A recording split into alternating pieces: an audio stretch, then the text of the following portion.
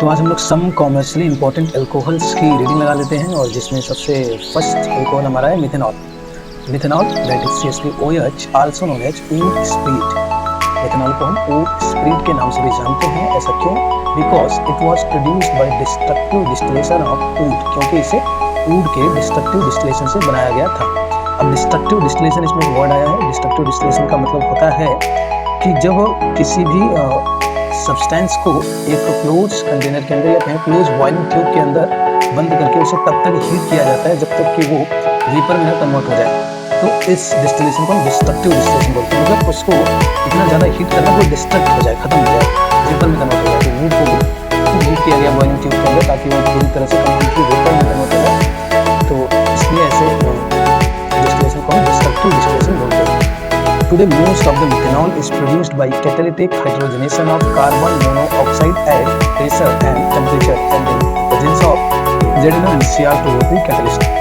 आज के टाइम पे सबसे कॉमन तरीका, सबसे इजी तरीका जो बनाने का है मिथेनॉल, वो है कार्बन मोनोऑक्साइड का हाइड्रोजनेशन करा देते हैं। कैटालिटिक हाइड्रोजनेशन का मतलब है कि कैटलिस्ट के प्रेजेंस में हाइड्रोजन को ऐड करा देते हैं उसके ऊपर, जिसमें कैटलिस्ट हमारा जिंक ऑक्साइड, साथ में डाइक्रोमेट ट्राइऑक्साइड का, क्रोमेट ऑक्साइड भी बोल सकते हैं, क्रोमियम का ऑक्साइड है, जिसमें रिएक्शन आप नीचे देख सकते हैं। रिएक्शन दिया गया आपको।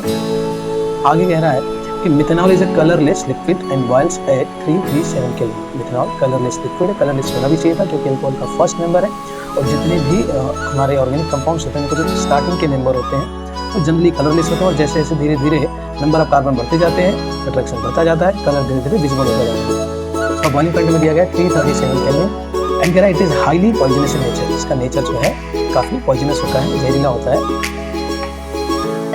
Injection of even small quantities of methanol can cause blindness. इसका अगर थोड़ी सी भी मात्रा इसको इंजेस्ट कर लिया जाए, इंजेस्ट करने का मतलब है कि अगर हमारी बॉडी के अंदर चली जाती है तो थोड़ी सी भी मात्रा में ब्लाइंडनेस कॉज कर सकती है। एंड लार्ज क्वांटिटी, और इसकी अगर ज़्यादा मात्रा ले ली जाए तो कॉजेज इवन डेथ भी कॉज कर सकती है। मतलब थोड़ी सी मात्रा लेंगे तो अंधापन आ सकता है और ज़्यादा मात्रा लेने से डेथ भी हो सकती है। ये कैसे जा सकती है बॉडी के अंदर? बॉडी के थ्रू हमारे आइस के थ्रू जा सकती है, नोज के थ्रू जा सकती है, माउथ के थ्रू जा सकती है। जनरली ये माउथ और नोज के थ्रू एंटर कर सकती है। बिकॉज ये लिक्विड है और काफ़ी वोलाटाइल लिक्विड है। 337 केल्विन इसका बॉइलिंग पॉइंट आप देख सकते हैं, जिससे पता चलता है कि मतलब वाटर से भी कम है बॉइलिंग पॉइंट इसका, तो इजीली इवेपोरेट कर सकती है। अगर इसके वेपर किसी भी हमारी बॉडी के अंदर पहुंच जाते हैं तो थोड़ी सी मात्रा से ब्लाइंडनेस हो सकती है और ज़्यादा मात्रा में लेने से डेथ भी हो सकती है। Methanol is used as a solvent and paint.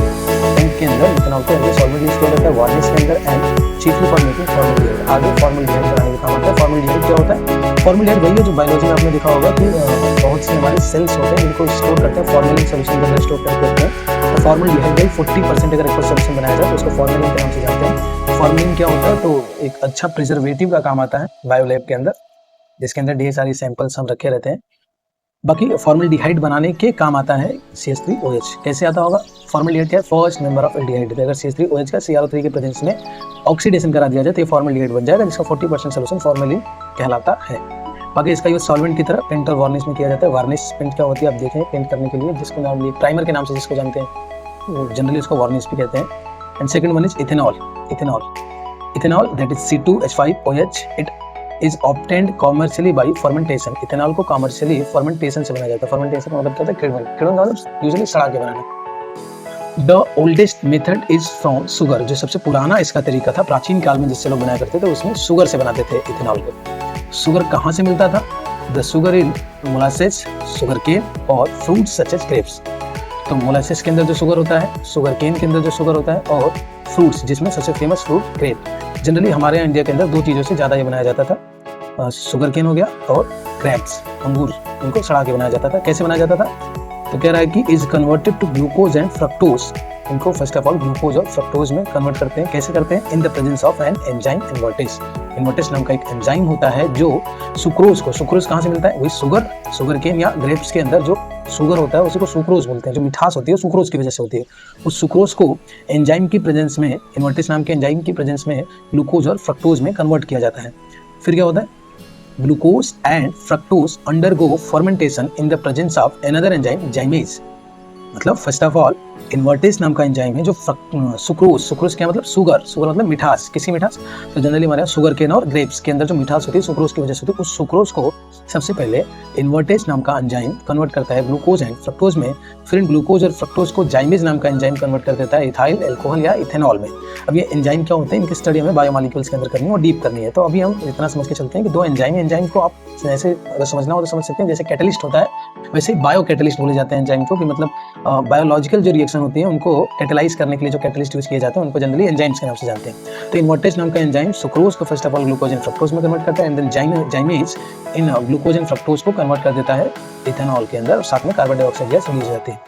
In wine making, wine यानी शराब बनाने के दौरान grapes are the source of sugar and yeast. Sugar और ईस्ट क्या होते हैं, ईस्ट एक बैक्टीरिया कह सकते हैं, बैक्टीरिया नहीं फंगी होता है, ईस्ट एक फंगी होता है। और ईस्ट क्या है, ईस्ट सोर्स है, किसका सोर्स है, जाइमेज एंड इन्वर्टेज का, ईस्ट के अंदर एंजाइम मिलते हैं। तो जो ग्रेप्स है वो सबसे बेस्ट सोर्स हुआ करते थे शुगर के और ईस्ट के। एज ग्रेप्स राइपन, जैसे जैसे अंगूर पक जाते हैं, the quantity of sugar increases and east grows on the outer skin. आपने देखा होगा कि अगर अंगूर को लंबे समय तक छोड़ दिया जाए तो धीरे धीरे वो पकने लगता है, जैसे जैसे पकता है वो मीठा होता जाता है, यानी उसके अंदर सुक्रोज की मात्रा बढ़ती जाती है और बहुत लंबे समय तक छोड़ने पर हम देखते हैं व्हाइट कलर की उसके ऊपर एक लेयर जमने लगती है, उसी को हम फंगी बोलते हैं। तो इसके आउटर स्किन पर ईस्ट जो है ग्रोथ करने लगता है। When grapes are crushed, जब इनको क्रश किया जाता है, sugar and the enzyme come in contact, जो स्किन के ऊपर एंजाइम था वो एंजाइम क्या था, ईस्ट के अंदर वो एंजाइम मौजूद था। तो जब उनको क्रश किया जाता है तो ग्रेप के अंदर का शुगर यानी सुक्रोज और उसके आउटर स्किन के ऊपर की एंजाइम यानी ईस्ट कांटेक्ट में आती है एंड फर्मेंटेशन स्टार्ट होता है। Fermentation takes place in anaerobic conditions. Anaerobic का मतलब अवायवीय परिस्थिति में, मतलब एब्सेंस ऑफ एयर में। ये जो फर्मेंटेशन का प्रोसेस होता है जनरली एब्सेंस ऑफ एयर में होता है। Carbon dioxide is release during fermentation. यहाँ पर हमने रिएक्शन में भी देखा था फर्मेंटेशन के दौरान कार्बन डाइऑक्साइड गैस रिलीज होती है। The action of zymase is inhibited once the percentage of alcohol formed exceed 14%। जैसे जैसे रिएक्शन अंदर होने लगती है, जाइमेज फर्मेंटेशन के थ्रू अल्कोहल बनाने लगता है, जैसे जैसे अल्कोहल की परसेंटेज बढ़ने लगती है और बढ़कर 14% के पार होती है, 14% से ज़्यादा होती है, वैसे ही जो एक्शन ऑफ जाइमेज वो इनहिबिटेड हो जाता है, मतलब रुक जाता है, फिर अल्कोहल बनने का प्रोसेस बंद हो जाता है। If air gets into fermentation mixture, अगर एयर जो है फर्मेंटेशन मिक्सचर करना चाहिए। अब एक डाउट पीछे बोला गया था कि एनएरोबिक कंडीशन में कराना है इसको, एयर नहीं होनी चाहिए। क्यों? अगर एयर जो है एंटर कर जाती है फर्मेंटेशन के प्रोसेस के दौरान, देन जो ऑक्सीजन ऑफ एयर है, ऑक्सीजन ऑफ एयर के अंदर जो ऑक्सीजन है वो ऑक्सीडाइज कर देती है, किसको, इथेनॉल। जैसे हमने देखा है कि जो अल्कोहल होते हैं वो ऑक्सीडाइज होकर एल्डिहाइड और कार्बोक्सिलिक एसिड में कन्वर्ट हो सकते हैं। तो जो ऑक्सीजन ऑफ एयर है वो ऑक्सीडाइज कर देंगे किसको, इथेनॉल को, किसमें, इथेनोइक एसिड में, कार्बोक्सिलिक एसिड में इथेनोइक एसिड में कन्वर्ट कर देंगे and which in turn destroys the taste of alcoholic drinks. जो अल्कोहलिक ड्रिंक्स के टेस्ट को डिस्ट्रॉय कर देगा, क्योंकि वो अल्कोहल रहा है नहीं तो उसका टेस्ट भी नहीं रहेगा अल्कोहल वाला।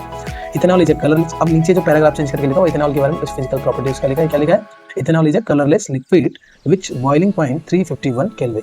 इथेनॉल एक कलरलेस लिक्विड है जिसका बॉइलिंग पॉइंट 351 केल्विन है। It is used as a solvent in paint industry and in the preparation of a number of carbon compounds. इसका यूज सॉल्वेंट की तरह कहाँ पे, पेंट इंडस्ट्री के अंदर, जैसे वहाँ पर पेंट और वार्निश के लिए सॉल्वेंट की तरह इस्तेमाल किया जाता है इथेनॉल को, वैसे इथेनॉल का भी यूज किया जा सकता है और इसका इस्तेमाल बहुत से ऑर्गेनिक कंपाउंड्स के प्रिपरेशन में भी किया जाता है। The commercial alcohol is made unfit for drinking by mixing in it some copper sulfate। तो कॉमर्शियल अल्कोहल होते हैं उनको इनके अंदर कॉपर सल्फेट मिलाकर उसे पीने के लिए अनफिट बना दिया जाता है। अनफिट का मतलब पीने के अयोग्य कर दिया जाता है, वो पीने के लायक नहीं रहता है। To give a colour and pyridine a foul smelling liquid, मतलब जो कॉमर्शियल अल्कोहल होते हैं जिनका इस्तेमाल हम लोग कॉमर्शियली करते हैं, नए प्रोडक्ट्स बनाने के पर्पज से करते हैं, मतलब ऐसे समझो कि पीने के लिए जिसका इस्तेमाल ना हो रहा हो, किसी और काम के लिए इस्तेमाल हो रहा हो, उसको लोग कहीं पी ना जाए ड्रिंक समझकर, क्योंकि अल्कोहलिक ड्रिंक होगी और हमारे यहाँ पीने वालों की कमी है नहीं।